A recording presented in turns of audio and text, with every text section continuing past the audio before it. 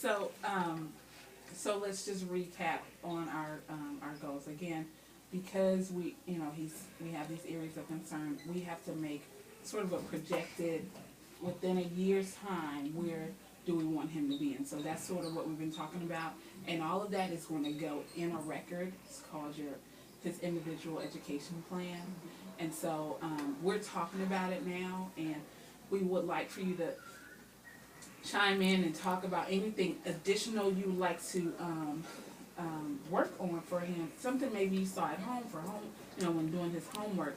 But as we look at the numbers, we want to sort of address that and key in on specific goals based on the scores, his achievement performance.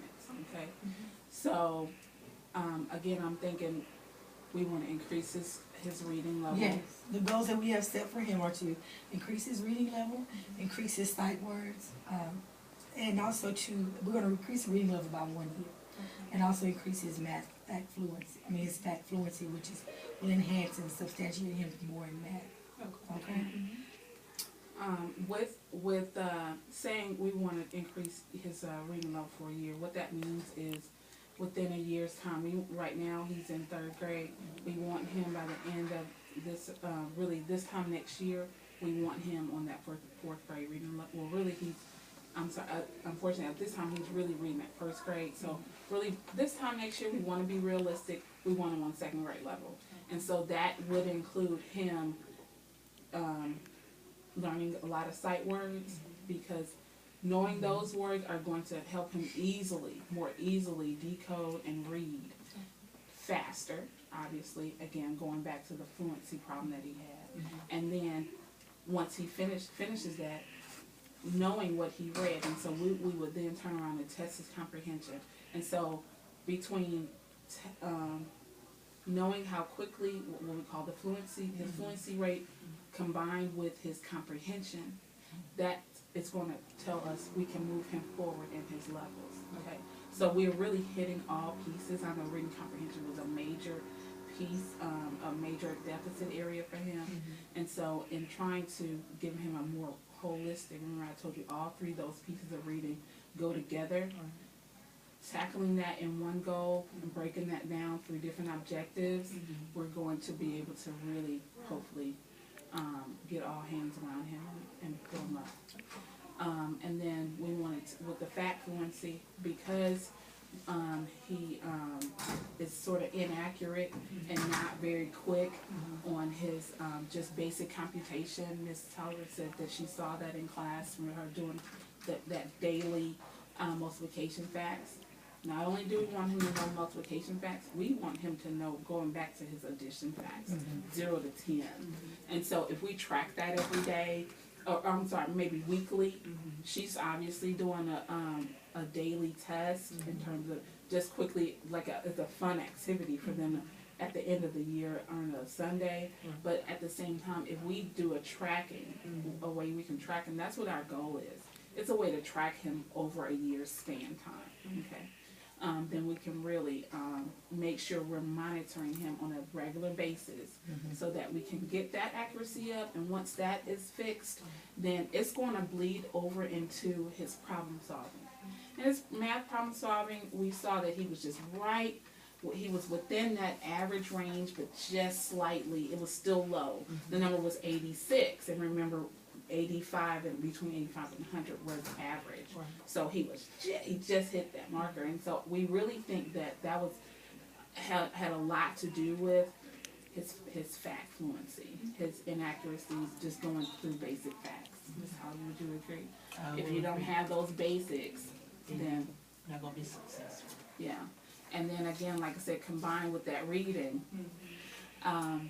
And so another way we're going to sort of focus in on him is through those goals, and then accommodations. Again, where we mentioned them officially, the accommodations we want to put in place would be oral administration for his tests, particularly standardized tests, and the SEAs that we have.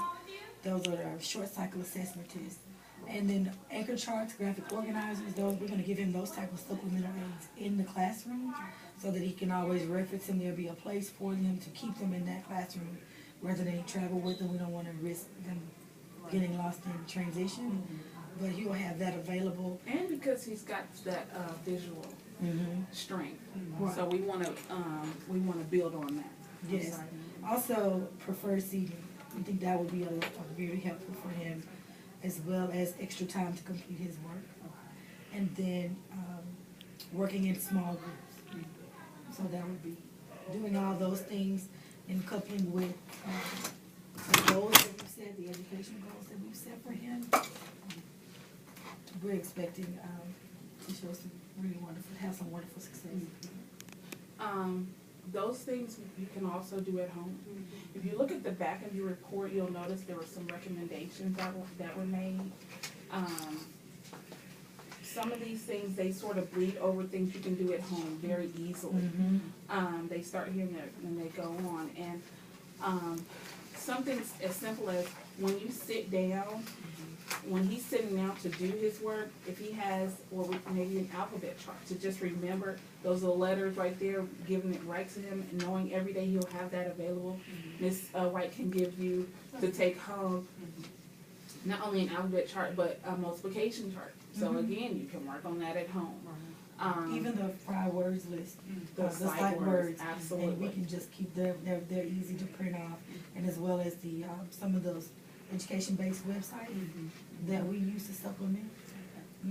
That because you said there was internet access at home, those would be wonderful, and they get a lot of enjoyment out of it. Yeah. Some of the other recommendations are on there include, we're going to be teaching him, the recommendation would come from, it's also a recommendation to the teacher as well, to best work with him, along with some things that are on there for you. But, you know, on there, it says teaching him problem-solving strategies. So we want to, right when he's doing it, monitor him so he won't make any mistakes. We want to try to do like errorless learning. So we see that, oh, it's a problem, we're going to reteach that one piece, right? You want to make it short and simple. Right. You don't want to give him too much to get him overwhelmed. Just a little here and a little there. And that way, you don't have to worry about him just getting bored or tired, you know. So. Right. And then the oral, on number 7, that oral direction, short and simple, that says both of those things. That recommendation is there for oral administration. It was also a recommendation from us. And then just like Ms. Holder said, if you want to give them some directions at home, keep them short and sweet. Or he's been really struggling with this one particular choice. He said, oh, I cleaned my room. This is what your room looks like when it's clean. This. And I won't fuss it anymore because I know these things are done. Again, we want him to have charts and him to be paired with a buddy. We mentioned that before. That could be done through preferential seating as well. Even at home, maybe some of his activities he can do with older siblings, or just siblings, period. Maybe neighbors or friends can come over and they can do some of those practicing sight words and basic math facts. They can do that together. Do you have more or any- less, I'm sorry, peer tutoring. Yeah. Do you have any extra things you'd like to see happen in the classroom? As far as his homework is concerned, will he be getting any shorter assignments, or is his homework going to be the same as his peers? Since we know that he does have a deficit, will his homework be modified, or will it be the same? How will that work? That's a great question. We still want him, and we still expect him to do, to be on the curriculum as his peers. We're not, we're doing accommodations rather than modifications. If we modify, we're changing in some way the curriculum that and it's the expectation in some sort of way that we want him to meet. He's been immersed in the classroom. He's been doing well, relatively speaking, based on what he can do. And so we're not pulling him and we're going to talk about that in just a minute. We're not doing a whole big overhaul of the curriculum. Obviously, in the classroom, we're not going to make him do a full sheet of math fact fluency. You know, math facts, we'll do half of that, clearly. But when he's at home, the homework is review. So these are things where he's already going to know, and so it's not going to be taxing. It's usually 3 to 4 problems, would you say, Ms. Tolliver? Yes. Yeah. So that's, like I said, we wanna make it short, we Yeah. don't wanna just wear him down. Right. Right. Yeah. You know, as adults, we can't stand too much changing. You know. Right. So let's talk quickly about what Raylan's schedule might look like on a daily basis, since we're talking about his curriculum. We Oh, said I'm sorry. we would have him in the classroom, Yes, but not a big overhaul of his schedule. right, well, I'm sorry, I don't mean it. What I'll do is join Miss Tolliver, since she's his homeroom teacher, and then also if he rotates, I'll join him particularly in math, 30 minutes a day for 5 days a week. And then as well as reading, 30 minutes a day for 5 days a week. And then I'll just sit and monitor him and help him with as he needs it. And then obviously we want him to, like I said earlier, to get to the point where he's doing it on his own, and I'll just be more so of a guide. But until we can really build him up as far as his confidence and his stamina to do the work and his understanding, then I won't hover, but I'll definitely be a heavy influence for him. And the things we're talking about, it's all gonna be written down. As a matter of fact, we'll later, we're gonna write it, like I said, in his IEP, and we'll sign an agreement with it. If I'm seeing you shaking your head, we're on the right path. In relation to, she mentioned testing, he will have to still take, the state testing. Obviously, going into 4th grade next year, he would still be responsible for testing. In the past, they've had a modified version, we can certainly talk about that. Midway through the year, if we feel like he's really not on point, he's, 4th grade, they really don't learn a whole lot of new things. 3rd grade, they're really exposed to a lot of new things, and so it's kind of shaky for a lot of students. 4th grade, it's sort of more of the same thing, they just learned a few new concepts. And so if midway through the year he's not hitting that goal the way we want him to, then we can reassess. Right, absolutely. Whether he would take the state exam. One good thing is that the same accommodations, we're talking about the charts and things like that, he'd have the oral administration. Because we're giving it to him throughout the full year, we would also be able to offer that to him on the test day. And also as far as with the math and the test, whatever math manipulators he uses, he'll be able to use those during the standardized exams. So whether it's pretend money, building blocks, what we call fraction strip, base 10 blocks, everything he can, because again, he needs that visual support. And so that visual paired with that tangible, that's something he can touch, is really gonna help him. Do you have any questions as it is? No, ma'am. Okay. So again, we determined that he does qualify for special education services.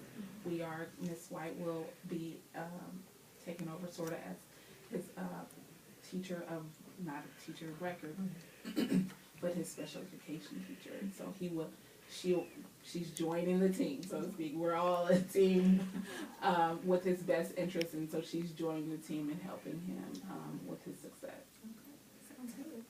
Good deal. And if you ever feel that you have questions for me, always feel free, my door is open to always.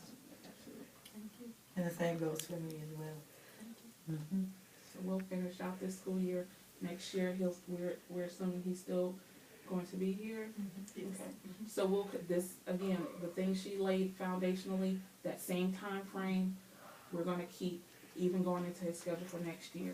Okay, Ms. White will just collaborate with the 4th grade teacher. Okay. So no major changes, but you can always feel free to call a meeting when you want to, and I'll give you a copy of your rights as a parent. And we can call a meeting if things aren't going right, or we want to adjust something, tweak something. That's what this meeting, this committee, we're all around here rooting for him. Okay. Ms. Freeman? Yes, I'll read the assurances.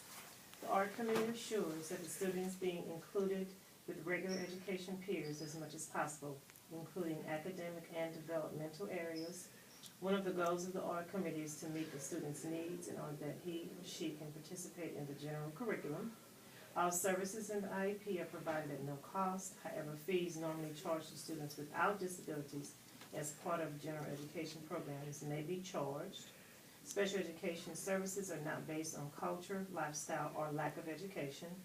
If your child is eligible for Medicaid, you have a right to choose a provider for related services other than Fort Worth Independent School District, subject to certain restrictions. Specific restrictions are listed on the assurances page of the R document, a copy of which is provided to the parent after the R meeting. So if you're in agreement with everything, to sign here.